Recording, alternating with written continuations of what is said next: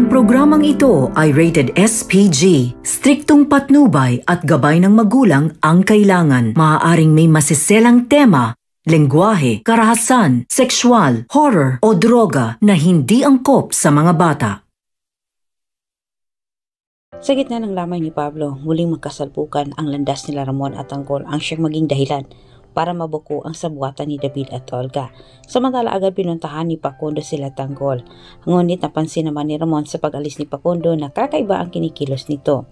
Sa kabilang dako naman si Tanggol ang unang sumalubong kay Facundo. Sa kanilang pag-uusap, maraming hiniling kapalit sila Premo at Tanggol kay Facundo, katulad na lang dito sa tauhan, armas at iba pa.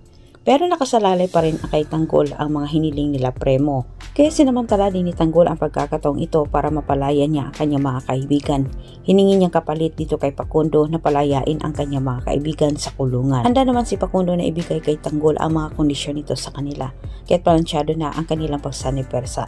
Sa pag-alis ni Facundo, sumunod na lumabas itong si Tanggol at sa hindi inasahang pagkakataon, nakasalubong naman ni Tanggol itong si Catherine may kasamang bodyguard. Halos hindi makapaniwala ang dalaga na makita niya itong si Tanggol sa kanilang mansyon. Napakilala itong si Catherine na apo siya ni Facundo. Akala ni Catherine na kiramay sila Tanggol, pero sinabi ni Tanggol na siya nagtatrabaho sa lolo nito. Samantala halos lumabas ang kaluluwa ni David nang makita niya si Tanggol at Catherine na magkausap. Napaisip si David kung ano ang ginawa ni Tanggol sa mansyon ng mga kabalyero. Agad niya itong nilapitan. Sinindak niya si Tanggol sa pamagitan ng pagsuntok, sa pagkakala ni David na matatakot niya itong si Tanggol at hindi lalaban sa kanya. Pero laking gulat na lang ni David nang bumunot si Tanggol ng armas nito at sabay tutok dito kay David. Dagdag pa ni Tanggol, binalaan itong si David. Kapag isang beses pa umano siyang suntokin ni David ay hindi na umano siya magdadalawang isip na kalabitin ang gatong sa kanyang armas at iputok ito sa ulo ni David. Diretso ang sinabi din ni Tanggol kay David na siya'y nagtatrabaho na umano sa mga kabalyero. Hindi naman napansin ni David na si Ramon ay nakatingin sa kanilang dalawa ni Tanggol.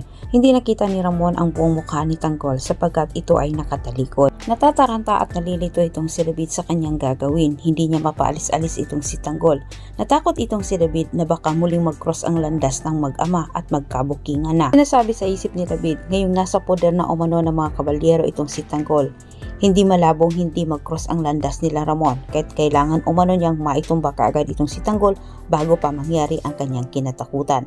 Maraming salamat sa panonood at huwag kalimutang mag-subscribe dito sa aking channel.